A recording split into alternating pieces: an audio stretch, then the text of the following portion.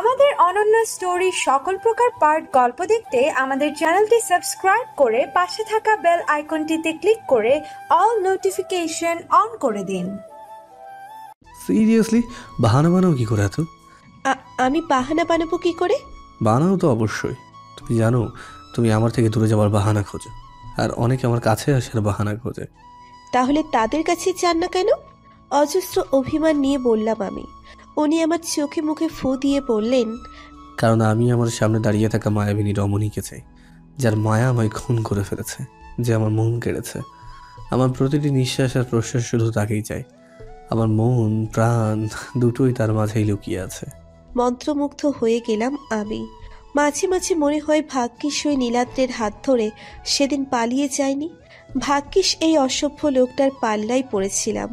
ওনার ভালোবাসা দেখেছিলাম, ওনার ভালোবাসা দেখে ভালোবেসেছি আমি। ঘোর লেগে গেল আমার দু চোখে। এখনো চোখে চশমা পরে আছেন উনি, সেটা খুলে ফেললাম। যদিও চশমার আবরণ ওনার চোখের সেই গভীরতা ঢাকতে পারেনি।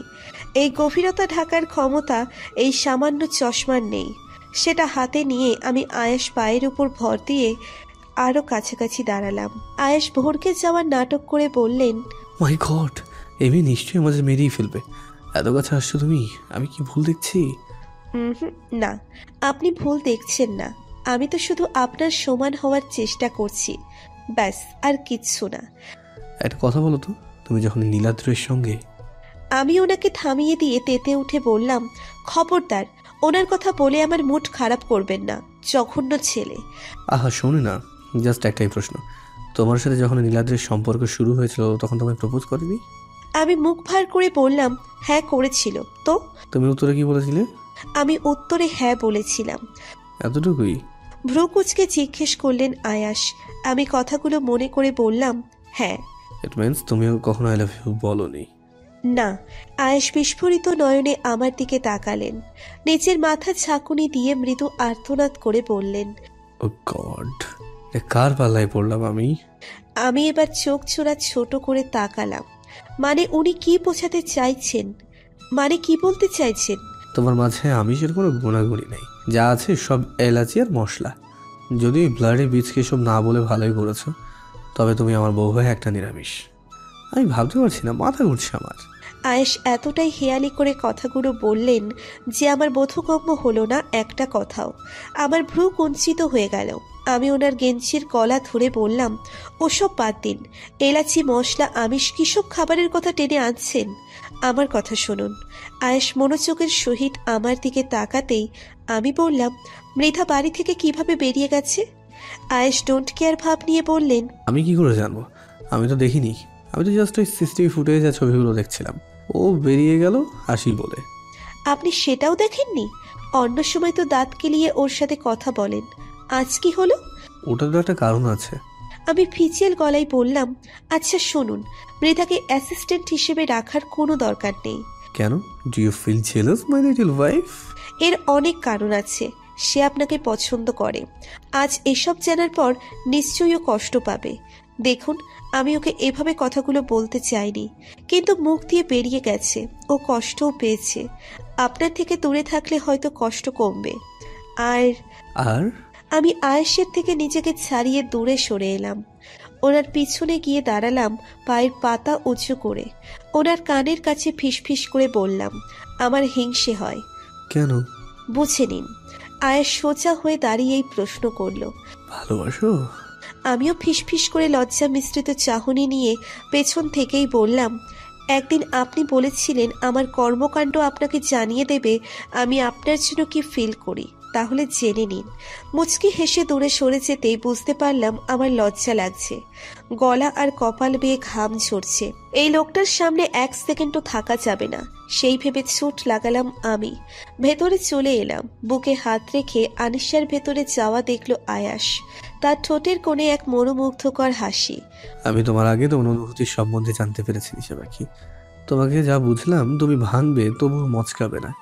তবে আয়েশ রায় এখনো হার মানার পাত্র নয়। তুমি যদি তোমার মনের কথা নাও বলো, আমি ছাড়ছি না, কিছুতেই না।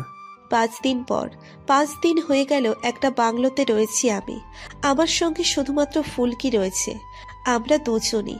এই বড় আর পুরনো বাংলোতে কারো আনাগোনা নেই। আয়েশ এখানে রেখে গিয়েছেন আমায় 5 দিন আগে, কিন্তু কেন রেখে গিয়েছেন সেটা আমি আদেও জানি না। ওনার সঙ্গে ফোনেও বেশি কথা হয় না আমার।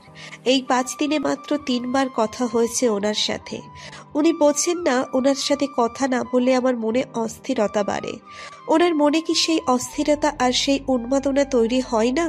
5টা দিন ওনাকে চোখের সামনে দেখতে না পেয়ে মেজাজ বিগড়ে গেছে আমার। আমি যে এখানে থাকি এই খবরটা কেউ জানে না। আমায় এখান থেকে বের হতেও মানা করে দেওয়া হয়েছে। এতে নাকি আমার প্রাণের সংশয় হতে পারে, কিন্তু ওনার কি সেই সংশয় হতে পারে না? সকালবেলা উঠে ফ্রেশ হয়ে প্রথমেই আয়েশের নাম্বারে ট্রাই করলাম আমি। ওনার নম্বর বিজি দেখাতেই রাগে দুঃখে ফেটে পড়লাম। বিগড়ানো মেজাজ নিয়ে এসে বড়সড় সোফার উপরে পা তুলে বসলাম। নিউজ পেপার এসেছে, সেটা টেবিলে রাখা। এই বাংলোতে সবকিছুতে রাজকীয় ভাব আছে, যেন আগে কোনো রাজা থাকতো। সোফা আর টেবিল সবকিছুতে রাজকীয় কারুকার্য করা, শুধু নতুন করে রিপেয়ার করা হয়েছে এই যা। খবরের কাগজ হাতে নিতে ফ্রন্ট পেজে আবারও আয়েশের সৎমায়ের নাম নজরে পড়ল আমার। এই কয়েকদিন এটাই চলছে। প্রতিদিন ওনার নামে কোনো না কোনো সত্য বেরিয়ে আসে। এমনকি টিভির নিউজ চ্যানেলের হেডলাইনেও ওনার নামটা ওপরে থাকে। কৌতূহল নিয়ে টিভি অন করলাম আমি। নিউজ চ্যানেলে দিতেই একটা খবর চোখে পড়তেই চোখ জোড়া থমকে গেল আমার। সব স্থির হয়ে গেল। আমি থমকালাম। এসব কি? রিমোট হাতে নিয়ে দ্রুত অন্য চ্যানেলে দিলাম। সেখানেও একই খবর। মাথাটা ভন ভন করে উঠল আমার। আমি কি আসলেই ঠিক দেখছি আর ঠিক শুনছি? এটা কি করে হয়? ঠিক সেই সময় হাতে খাবার নিয়ে আগমন ঘটে ফুলকির।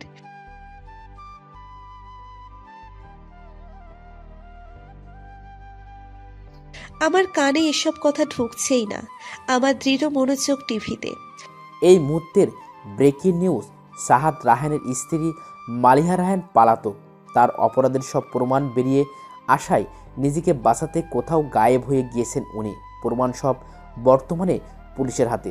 সাহাদ রায়হানকে পুলিশ জেরা করেও তেমন কিছু জানতে পারেনি।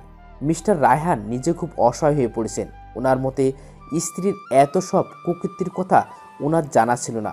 উনি ছিলেন দেশের বাইরে। ওনার অবর্তমানে এসব করছেন মিসেস মালিহা রায়হান। ফুলকিও টিভিতে এসব শুনে চিৎকার দিয়ে বলে ওঠে, জানি না, কিন্তু কিছু তো করেছেন। হয়তো আয়েশের মায়ের খুনের ব্যাপারটা বেরিয়ে এসেছে। আয়েশ আমায় বলেছিলেন ওনার মায়ের গায়ে যখন আগুন লেগেছিল তখন উনি মালিনা রায়হানকে দেখেছেন। উনি না সাহায্য করেছেন না কাউকে ডেকেছেন। হয়তো উনি আয়েশের মায়ের মারা যাওয়ার পেছনে দায়ী। ভয়ের সঙ্গে বলে ফুলকি। আমি ওর কথাই খানিকটা বিরক্ত হয়ে বলি, শুনতে দাও পুরো নিউজটা। ফুলকি চুপ করে যেতেই আবার কানে আসে টিভিতে রিপোর্টারের বলা কথাগুলো। এবার যা যা বলেন তাতে মোটেও প্রস্তুত ছিলাম না আমি। ঘটনার সূত্রে জানা গেছে, সাহাদ রায়হানের একমাত্র ছেলে আয়েশ রায়হানকে হত্যা করার চেষ্টা করেছেন মালিনা রায়হান। তাও কয়েকজনের সাথে মিলে কাজটা করেছেন। তার মধ্যে একজন হলেন রক্তিম বাহাদুর, যাকে 1 বছর আগে অ্যাডভোকেট আয়েশ রায়হান কোর্টে হারিয়ে জেলে পুড়িয়ে দিয়েছিলেন। তার থেকে চাঞ্চল্যকর তথ্য হলো, আমরা এও জানতে পেরেছি যে আয়েশ রায়হান বিবাহিত। হ্যাঁ, ঠিকই শুনেছেন, উনি বিবাহিত। ওনার স্ত্রীকেও মেয়ে পাচারকারী রক্তিম বাহাদুরের হাতে তুলে দেওয়ার চেষ্টা করেছেন উনি, কিন্তু আয়েশ রায়হানের স্ত্রীকে এখনও তা জানা যায়নি। তবে অনুমান করা যায় আয়েশ রায়হান নিজের স্ত্রীকে সবার সামনে আনতে চাইছেন না। সেই কারণে আয়েশ রায়হান নিজেও প্রেস এড়িয়ে চলেছেন। বর্তমানে ছেলের বইয়ের ওপর এমন অত্যাচার খেপে উঠেছে জনগণ। একটা মেয়েকে মেয়ে পাচারকারী চক্রের হাতে তুলে দেওয়া নিকৃষ্ট মানুষের কাজ বলে সকলে দাবি করেছে এবং মালিহা রায়হানের উপরে খেপে উঠেছে। পুলিশ ওনাকে খুঁজেছে। সন্ধান পাওয়া গেলে অতি শীঘ্রই আইনি আওতায় আনা হবে বলে জানিয়েছেন পুলিশ। পায়ের নিচ থেকে একটু একটু করে মাটি সরে যাচ্ছে। বারবার ঢোক গিলে নিচ্ছি আমি। ঘেমে একাকার হয়ে গেছি। সবটা অবশেষে জানাজানি হয়েই গেল। আয়েশ কোথায়? উনি ঠিক আছেন তো? ফোনটা হাতে নিয়ে আবারও ফোন করলাম ওনাকে প্রচণ্ড অস্থিরতা নিয়ে। দাঁত দিয়ে নখ কাটতে কাটতে টেনশন বাড়তে লাগলো আমার। প্রথমবার ফোনটা রিসিভ করলেন না উনি। দ্বিতীয়বার কল করতেই ওপাশ থেকে একটা মৃদু কণ্ঠস্বর ভেসে এলো। ওপেন দ্য ডোর নিশা পাখি, আই এম হিয়ার। কথাটুকু বলা মাত্রই ফোনটা কেটে দিলেন উনি। আমি ফোন রেখেই ঝড়ের বেগে ছুটে গেলাম মেইন দরজার কাছে। ইয়া বড় একটা দরজা, সেখানেও নানা রকম কারুকার্য, লতাপাতা দিয়ে ভরাট। তার উপর সৌন্দর্যের জন্য কৃত্রিম লতাপাতা ঝুলিয়ে রাখা হয়েছে দরজার সাথে। দরজার লক খুলে টেনে দরজাটা ফাঁক করতেই দেখা পাওয়া গেল সেই মানুষটার, যা দেখে অবশেষে শান্তির হাওয়া বইল মনে। যাকে দেখে জড়িয়ে গেল চোখ জোড়া।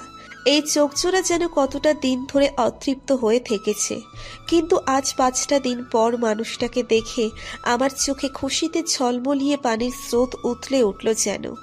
আয়েশ ক্লান্তি মাখা চাহনি নিয়ে আমার দিকে তাকিয়ে মৃদু হেসে বললেন, ডু ইউ মিস মি?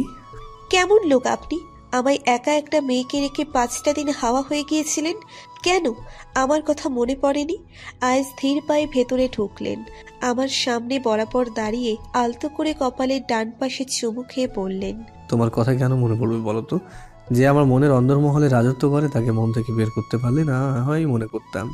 সে যে আমার প্রতিটা নিঃশ্বাসের সঙ্গে মিশে রয়েছে। জানি না কি যেন মনে হলো। আমি নিচু থেকে হাত বাড়িয়ে ওনার পিঠ আঁকড়ে ধরে শক্ত করে জড়িয়ে ধরলাম। আপনি তো আমার জন্য না হয় এখানে রেখে গেছেন, কিন্তু আপনি কি এখানে থাকতে পারতেন না? যা করার এখান থেকেই করতেন।